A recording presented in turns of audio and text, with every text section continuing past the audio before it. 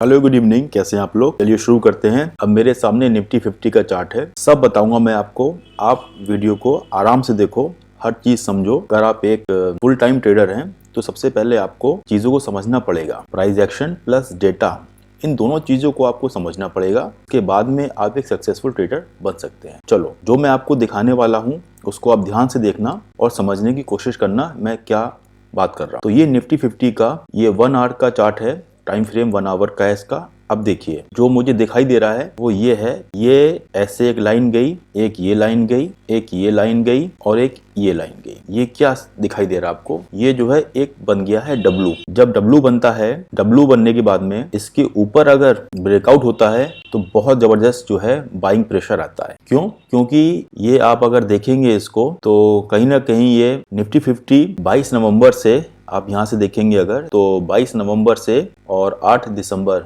मोर than 2 weeks इसने consolidate किया है। ये रेंज में नीचे से buy on dip, sell on rise, buy on dips, sell on rise रहा है मोर देन 2 वीक। जब इतनी बड़ी रेंज जिस साइड भी टूटती है उस साइड एक बहुत बड़ा ब्रेकआउट या ब्रेकडाउन, तो पॉसिबिलिटी ये है कल या परसों या 2 दिन बाद ये रेंज जो है बाय साइड भी टूट सकती है, बशर्ते कि अगर ग्लोबल मार्केट जो है पॉजिटिव ट्रेड करते हैं और हमारी इंडियन मार्केट भी जो है वो कहीं ना कहीं पॉजिटिव रहे हैं। अदरवाइज क्या होगा कि जैसे कि अभी ये डब्लू बना है, ये डब्लू फेल हो जाएगा और यहाँ पर जो है 50% की रिट्रेसमेंट आएगी और फिर ये ऊपर जाने की कोशिश करेगा और फिर ये नीचे जाने की कोशिश करेगा। तो इस तरह की एक रेंज बन जाएगी। ऐसा नहीं है कि वो 10 दिन की रेंज होती है, 15 दिन की रेंज होती है।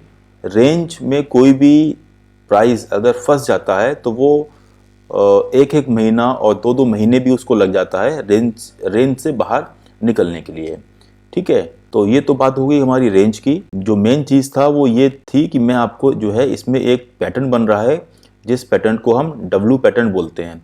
ठीक है, ये चीज़ आपके समझ में आ गई होगी। अब मैं आगे की बात करता हूँ आपसे, हर चीज़ समझाऊंगा, एक एक डिटेल दूंगा मैं आपको। ट्रेड कैसे करना है, कब करना है, किस चीज़ को देख के करना है, मैं सारी डिटेल आपको दूंगा इसी वीडियो के अंदर। आप बस इसको जो है वीडियो को ध्यान पूर्वक देखते रहें और समझने की कोशिश करें। अब हम आ गए हैं निफ्टी 50 के चार्ट के ऊपर। तो मैं आपको दिखा दूं कि अब मैंने निफ्टी 50 को जो है 5 मिनट के टाइम फ्रेम में लगा रखा है और आप अगर देखेंगे तो निफ्टी जो है आज गैप अप ओपन हुआ और इसने जो है एक ये जो गैप है ये यहाँ पर एक छोड़ दिया है। इसने हमें अभी इसने इस गैप को फिल नहीं किया है। तो हिस्टोरिकल डेटा के अकॉर्डिंग ये देखा जाता है कि जब भी कोई गैप अप होता है या हो गैप डाउन तो वो इंडेक्स जो है हो गया है, तो वो जो गैप रह जाता है उसको फिल करने के लिए विद इन अ वीक और विद इन 10 डेज दोबारा उसी प्राइस पर आता है जिससे कि वो गैप फिल होता है। ज्यादातर मतलब 95% ये देखा जाता है। ठीक है, ये एक पॉसिबिलिटी होती है, किसी भी चीज की गारंटी नहीं होती है। ठीक है, तो अब मैं आपको जो है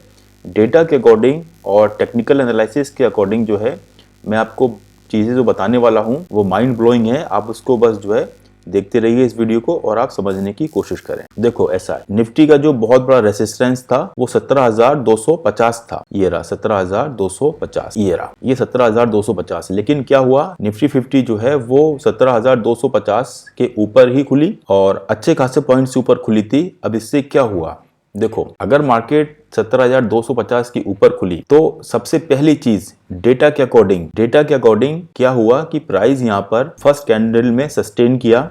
सस्टेन क्यों किया? कभी आपने सोचा ऐसा क्या हुआ कि प्राइस जो है यहाँ पर सस्टेन कर रहा है, प्राइस नीचे नहीं आ रहा है? तो मैं आपको अब दिखाता हूँ। 17,250 के ऊपर जब मार्केट ओपन हुई, सबसे पहले आपको देखना है कि प्राइस सस्टेन करेगा या नहीं करेगा। ये आपको कैसे पता चलेगा? बोलते हैं ना कि हमेशा जो है 5 से 10 मिनट 15 मिनट आप जो है थोड़ा वेट करें, उसके बाद में देखें कि मार्केट का क्या डायरेक्शन होगा। तो 17,250 में देखिए आप 9,60,800 कॉन्ट्रैक्ट्स की अनवाइंडिंग हो गई है। मतलब ये जो कॉल राइटर ये यहाँ से जो है निकल गए हैं। जब ये यहाँ से निकले तो क्या हुआ, एक और अच्छा खासा एक अप मूव आया। अब हम दोबारा चार्ट के ऊपर चलते हैं और देखते हैं उसके आगे क्या हुआ। तो 17,250, उसके बाद में मार्केट पहुंची 17,300। भाई मार्केट 17,250 में ऑलरेडी अनवाइंडिंग हो गई। मार्केट अगर 17,300 के ऊपर खुली है तो अब हम देखेंगे 17,300, ये हमारा ये रहा 17,300। मार्केट अगर जो है 17,300 के ऊपर खुली है तो अब हम ये देखेंगे 17,300 में क्या हुआ उस टाइम। अब हम 17,300 पे देखेंगे तो ये 17,300 आप ये देख रहे हैं 17,300। तो 17,300 पे बहुत बड़ा जो है एक ओआई खड़ा हुआ था, कॉल राइटर्स थे। 17,300 पे भी ये अनवाइंडिंग हो गई। आप ये देख रहे हैं माइनस का जो निशान है, ओआई चेंज, ये आप अपने एनएससी की वेबसाइट पे भी देख सकते हैं। हुआ है 23,15,050। इसका मतलब कि क्या हुआ कि इन्होंने अनवाइंडिंग स्टार्ट कर दी। अब ये इस 17,300 का जो रेसिस्टेंस था डेटा वाइज जो है ये अब रेजिस्टेंस नहीं रहा, तो मार्केट ने जो है और अच्छा खासा अप मूव दिया। अब हम दोबारा चार्ट के ऊपर आते हैं। अब हम दोबारा चार्ट के ऊपर आए तो देखें आप जो है बिल्कुल यहीं से सपोर्ट लेके मार्केट जो है कहां पहुंची, 17,350 के ऊपर अब पहुंची। जब 17,350 के ऊपर मार्केट पहुंची है तो अब क्या हुआ, अब हम दोबारा ओआई देखते हैं। अब 17,350 की जो कहानी है यहाँ से भी अनवाइंडिंग हुई है। ये देखिए आप 8,17,100 कॉन्ट्रैक्ट्स ये यहाँ से इन्होंने भी अनवाइंडिंग कर दी है। ये टोटल ओआई नहीं देखना, ये दिस इज टोटल ओआई। हमें चेक करना है कि आज के दिन क्या कामकाज हुआ, यानी कि कोई कॉल राइटर्स अगर ऐड होंगे तो यहाँ पर माइनस का निशान नहीं होगा, अगर कॉल राइटर्स वहां से निकले होंगे तो यहाँ पर माइनस का निशान होगा। ये आपका जो है डेटा जो है एनएससी की वेबसाइट पे भी मिल जाएगा। ऑप्शन चेन इक्विटी के नाम से अगर आप डालेंगे गूगल में तो वहाँ पर भी आपको सेम डेटा ही मिलेगा। मैं किसी जो है ब्रोकर के थ्रू ये डेटा मैंने निकाला हुआ है, तो थोड़ा सा जो है डिफरेंस हो सकता है, लेकिन वो बहुत माइनर सा हो सकता है, बहुत बड़ा डिफरेंस नहीं होता है, क्योंकि एनएससी का डेटा जो है वो काफी देर में आता है। अब हम दोबारा चार्ट के ऊपर चलते हैं। अब हम देखते हैं कि 17,400 में क्या हुआ था, लेकिन यहाँ पर हम देख रहे हैं 17,400 के अंदर भी जो है -11,12,650 कॉन्ट्रैक्ट जो है ये भी यहाँ से अनवाइंडिंग हुई है। मतलब यहाँ से जो कॉल सेलर्स थे वो यहाँ से निकल गए हैं। जैसे जैसे कॉल राइटर्स जो हैं आगे की स्ट्राइक प्राइस से जो है मूव करते जाते हैं, वहां से निकलते जाते हैं, वैसे वैसे जो है मार्केट का जो प्राइस है वो अब मूव दिखाता रहता है। ठीक है, अब हम चलते हैं सीधे अपने चार्ट के ऊपर। थोड़ा टाइम लगेगा इस वीडियो को बनाने में, पूरा समझाने में, लेकिन देखो ऐसा है कि ये अगर आप फुल टाइम ट्रेडर हैं तो आपको एक एक चीज को बहुत डेप्थ में जाके समझना पड़ेगा। आप अगर सिर्फ जो है कॉल और टिप ऊपर डिपेंडेंट रहेंगे तो आप उससे अपनी जो है वेल्थ क्रिएशन नहीं कर सकते। हाँ, ये ठीक है कि आप अपना थोड़ा बहुत खर्चा पानी निकाल सकते हैं, लेकिन अगर आप सीरियस हैं, अगर आप अपनी फैमिली के लिए भी कुछ करना चाहते हैं तो डेफिनेटली आप कॉल टिप प्रोवाइडर्स की हेल्प से आप कभी भी जो है अपनी एक वेल्थ नहीं बना सकते हैं, और आपके अंदर कभी भी कॉन्फिडेंस नहीं आएगा कि मुझे कब एंट्री करनी है, कब एग्जिट करनी है, कब ट्रेड लेना है और कब ट्रेड नहीं लेना है। ठीक है, लेकिन अगर आप जो है इस तरह के अगर वीडियोस देखेंगे जो आपको प्रॉपर डेप्थ में जाके डिटेल में जाके कोई चीज समझाएं, तो आप जो है अपनी नॉलेज को बहुत ज्यादा इंक्रीज कर सकते हैं, अपनी नॉलेज को बहुत ज्यादा एनहेंस कर सकते हैं। ठीक है, तो हम दोबारा जो है चार्ट के ऊपर आते हैं। ये मार्केट जो है इस टाइम 17,467 पे है, यानी 50 के ऊपर है और 500 के नीचे है। ओके, 17,500 के नीचे है और 17,450 के ऊपर है। तो आपको पता है कि डायरेक्शन जानने के लिए, ट्रेंड जानने के लिए आपको कॉल लेना है या पुट लेना है, तो ये जो है आप डेटा से ही एनालाइज करके, और कॉल की डायरेक्शन बन सकती है या पुट की डायरेक्शन बन सकती है, ओपन इंटरेस्ट को देख के ही बहुत अच्छा खासा आइडिया लगा सकते हैं और अपने जो ट्रेडिंग स्टाइल है और अपने जो प्रॉफिट्स को इंक्रीज कर सकते हैं। ठीक है, तो पहली बात तो ये है कि ये जो कैंडल्स बनती है ना, इन कैंडल्स की मेरी नज़र में कोई भी वैल्यू नहीं है, क्योंकि कैंडल्स ये आपने जो है स्टार्टिंग से कैंडल्स देखी हैं, तो चलो ठीक है, आपने कहा ये कैंडल बहुत इंपॉर्टेंट होती हैं, लेकिन सपोज करो कि मैं हॉलो कैंडल्स लगाता हूँ, चलो ये भी आपके समझ में आ रही हैं। सपोज करो मैं लाइन लगाता हूँ, तो क्या ये समझ में आ रही हैं आपके? नहीं आ रही हैं। ठीक है, चलो मैं अगर हैकेनेशी लगाता हूँ, ये आपके चलो समझ में आ रही हैं। अगर मैं रेनको लगा देता हूँ तो बिल्कुल भी समझ में नहीं आ रहा आपके ये कि जो है प्राइस ऊपर जा रहा है या नीचे जा रहा है। अगर मैं जो है लाइन ब्रेक लगाता हूँ तो तब भी बड़ा डिफिकल्ट हो रहा है आपको जानने के लिए, समझने के लिए। देखो, मैं सिर्फ एक चीज कहना चाह रहा हूँ, वो ये है कि जो कैंडल्स हैं ये this is just only the formation of the price. इसके पीछे जो डेटा बन रहा है which is very very important. Candle stick अगर है आपके सामने, परफेक्ट, आप ट्रेड ले सकते हैं, बिकॉज उसका जो हिस्टोरिकल डेटा है उसके अकॉर्डिंग ही आप ट्रेड लेंगे कि हाँ चलो ठीक है, लास्ट टाइम जब प्राइस यहाँ पर आया था तो यहाँ से सेलिंग प्रेशर आया था, लास्ट टाइम जब प्राइस यहाँ पर आया था तो यहाँ से बाइंग प्रेशर आया था। तो ये आप एक अनुमान लगाते हैं, लेकिन उस टाइम की क्या कंडीशन थी, क्या ग्लोबल मार्केट पॉजिटिव थे, क्या ग्लोबल मार्केट नेगेटिव थे, क्या इंडियन मार्केट के अंदर आज के दिन की तरह क्या कोई न्यूज़ थी, कोई आरबीआई की क्रेडिट पॉलिसी थी? नहीं थी ना उस दिन।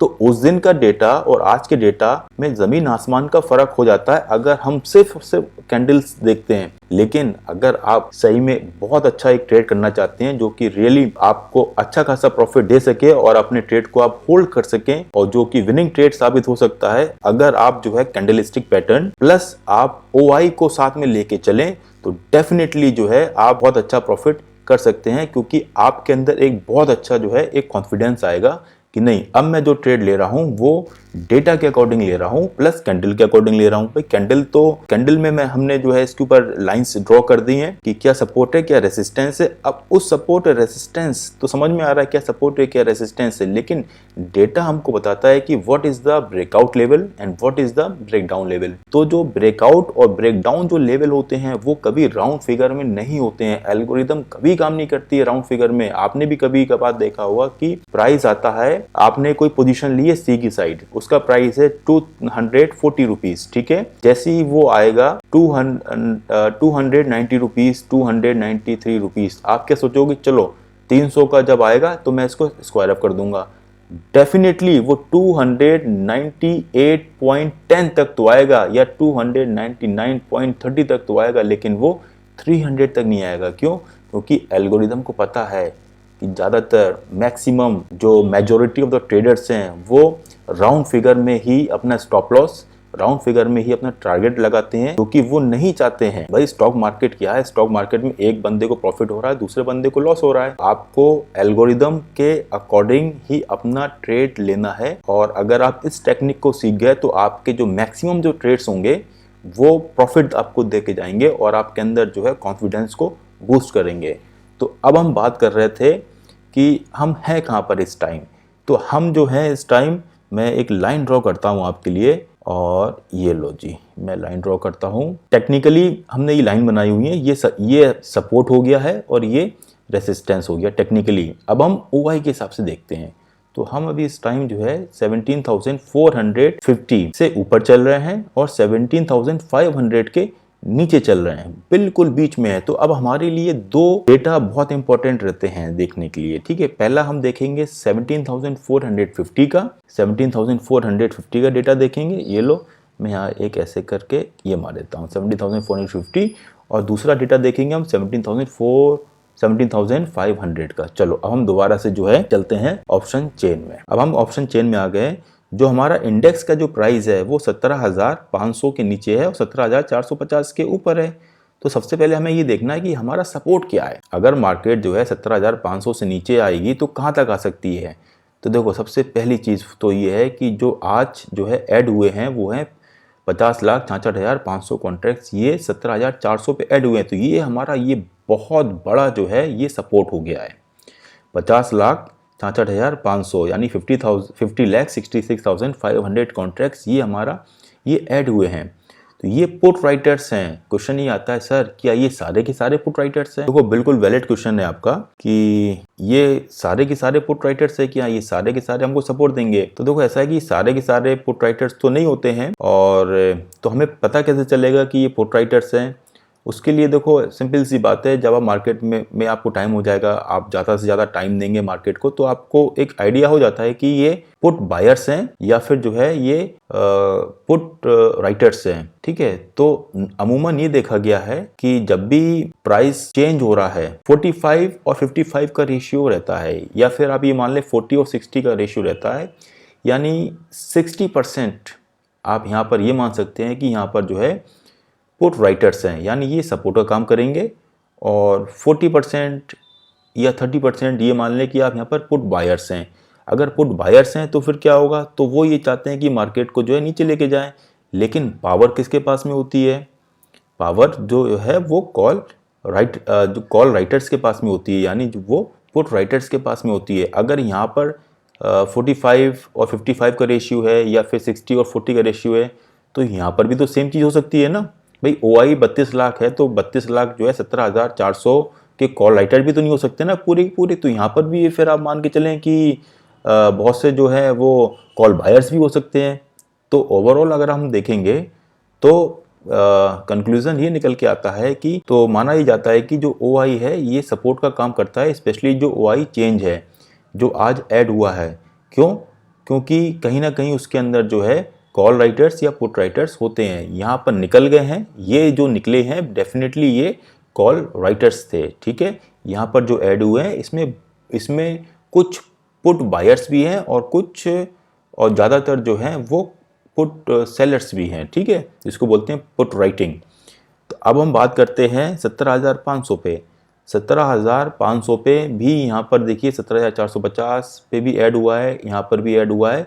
लेकिन अगर हम जो है कॉल की तरफ आएंगे तो यहाँ माइनस माइनस माइनस, इनफैक्ट 17,500 पर भी जो है यहाँ पर अनवाइंडिंग स्टार्ट हो गई है।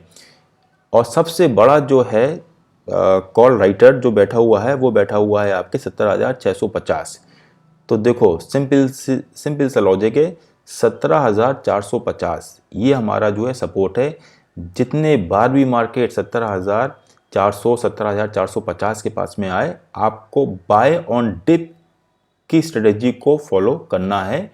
कल क्या होगा मॉर्निंग में वो अलग बात है, लेकिन अभी के डेटा के हिसाब से बाय ऑन डिप ही सक्सेस रेशियो उसका ज़्यादा रहेगा, ठीक है। अब हम चार्ट के ऊपर चलते हैं दोबारा से। तो अब हम चार्ट के ऊपर आ गए हैं, ठीक है। अब हम चार्ट के ऊपर आने के बाद में अब आप एक चीज़ माने, देखो ऐसा है, जो हमने वहाँ पर 17,500 पे भी अभी बहुत सारे कॉल राइटर्स बचे हुए हैं। 17,500 पर भी अभी बहुत सारे कॉल राइटर्स जो हैं वो बचे हुए हैं। अब मार्केट कल अगर थोड़ा सा गैप अप ओपन होता है ऐसे 17,490 की तरफ जाएगा, वो डिपेंड करता है कि मूवमेंट जो है मॉर्निंग में कितना पॉजिटिव रहेगा। तो काफ़ी सारे कॉल राइटर अनवाइंडिंग स्टार्ट 17,490 पे जब आएगी मार्केट तब कर देंगे।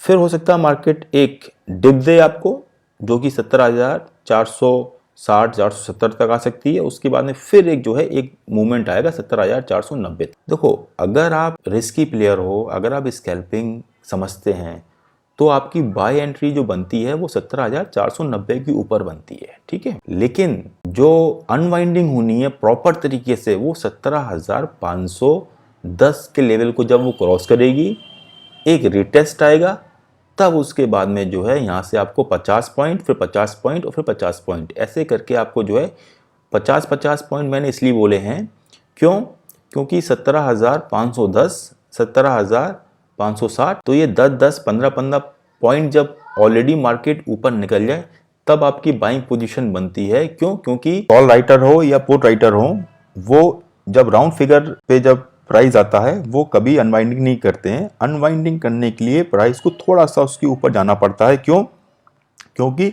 जो उनका एल्गोरिदम का स्टॉप लॉस होता है वो भी तो 15-20 पॉइंट के हिसाब से वो लेके चलते हैं।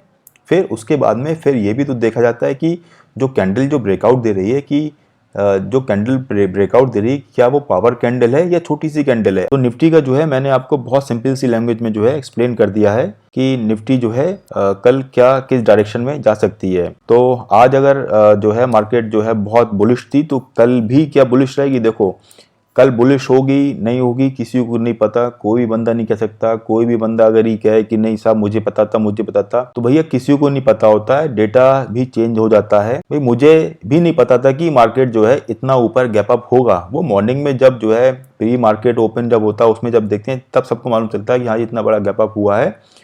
तो कल क्या हो सकता है, सपोज करो कि कल मार्केट यहाँ से ऐसे गई, उसके बाद में जो है ये 17,490 के रेजिस्टेंस को भी फेस नहीं कर पाई और उसके बाद में इस ट्रेंड लाइन को भी तोड़ के नीचे आ गई। वो भाई कितनी नीचे आएगी, क्या बात हुई कि 17,450 पे एक बहुत बड़ा जो है ओआई है और उसके नीचे 17,400 पे ओआई है। तो मैक्सिमम जो है मार्केट जो है 17,400 तक जा सकती है, ये इस लेवल तक जा सकती है। ये जो लाइन बना के रखी है मैंने ग्रीन वाली, यहाँ से और यहाँ से पुल बैक आ सकता है। हाँ, अगर सपोज करो कि ओआई यहाँ से जो सपोर्ट का काम कर रहा है वो अनवाइंडिंग कर देता है, वो यहाँ से निकल जाता है, तो डेफिनेटली फिर मार्केट जो है नीचे आ सकती है।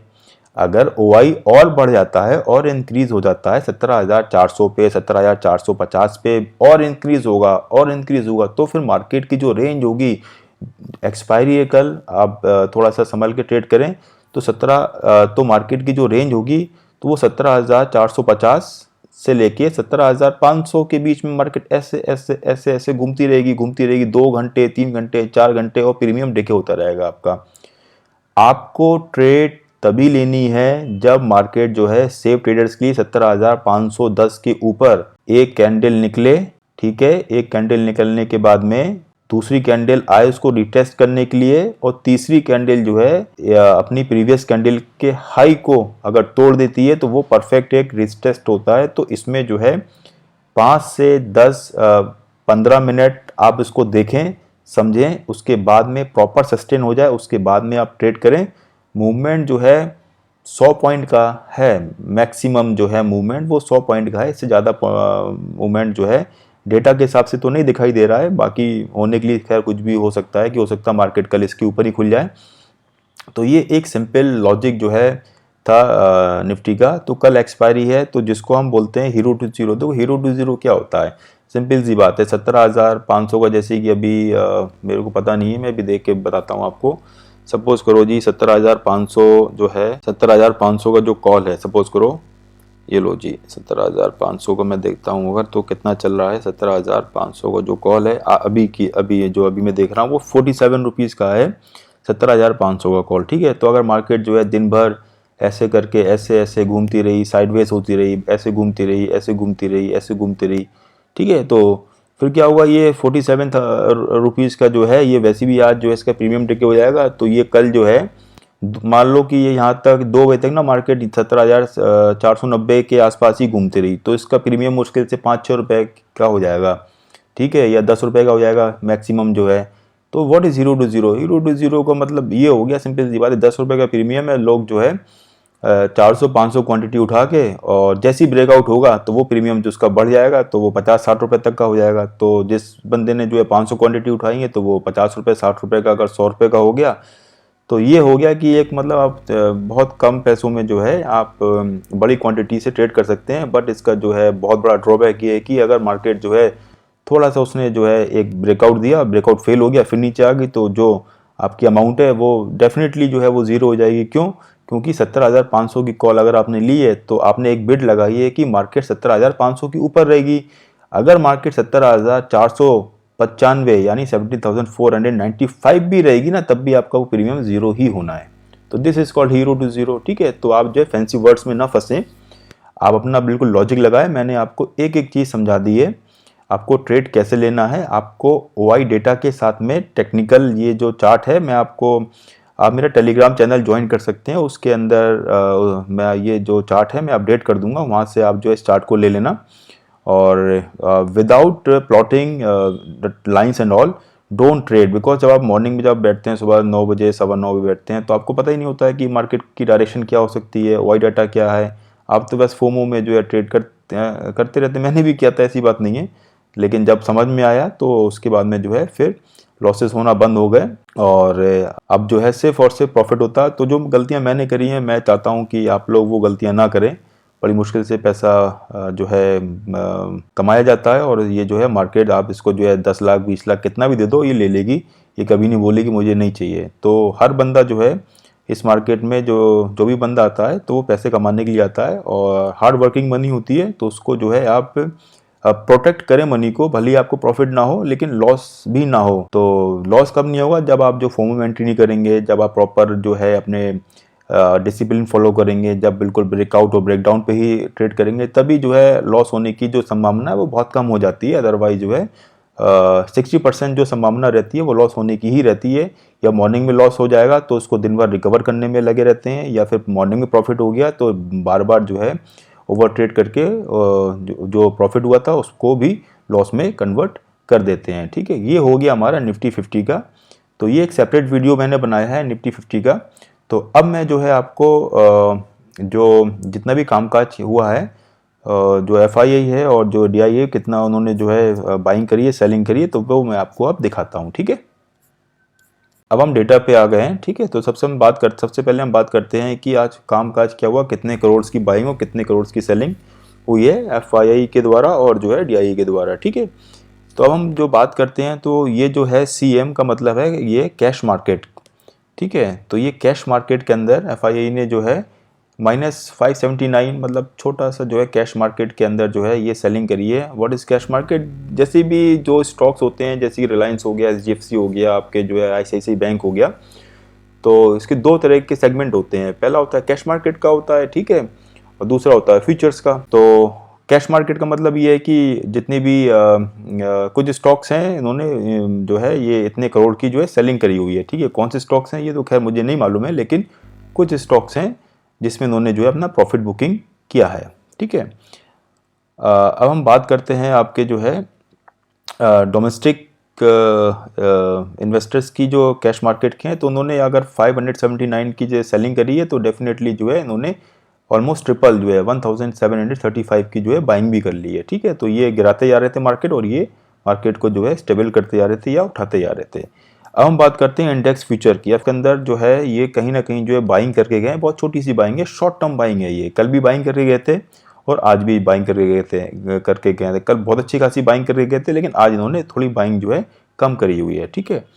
अभी हम बात करते हैं कि इंडेक्स ऑप्शन के अंदर, इंडेक्स ऑप्शंस के अंदर ये आपके ऑप्शन जितने भी स्टॉक्स हैं इनके ऑप्शंस होते हैं, बाकी इंडेक्स के ऑप्शंस होते हैं, ठीक है। तो अब हम बात करें अगर इंडेक्स ऑप्शंस के, तो ये 7824 यानी इतने करोड़ की इन्होंने सेलिंग करी है। अब इन्होंने सेलिंग अगर करी है, ठीक है, तो क्या ये सेलिंग सी को सेल किया या पी को सेल किया है, ठीक है।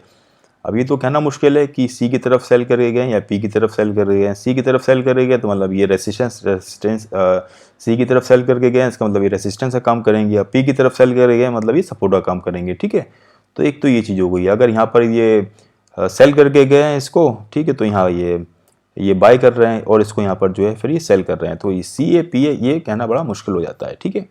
अब हम बात करते हैं स्टॉक फ्यूचर के अंदर। तो फ्यूचर के अंदर जो है ये यहाँ पर भी बाइंग है और इसके बाद में स्टॉक्स ऑप्शंस के अंदर जो है ये इन्होंने जो है मामूली सी जो है इन्होंने पता चलेगा आपके जो है ये ऑलमोस्ट सेकंड हाफ में मालूम चल पाएगा। जब वाई डाटा जब चेंज होगा तभी समझ में आएगा कि असल में जो है वो सी की तरफ जो है वो एफ आई बैठे हुए हैं या फिर जो है कोई और बंदा बैठा हुआ है, ठीक है। तो चलो ये हमारा हो गया है, आपका जो है जो भी काम काज हुआ है उसका डेटा हो गया है।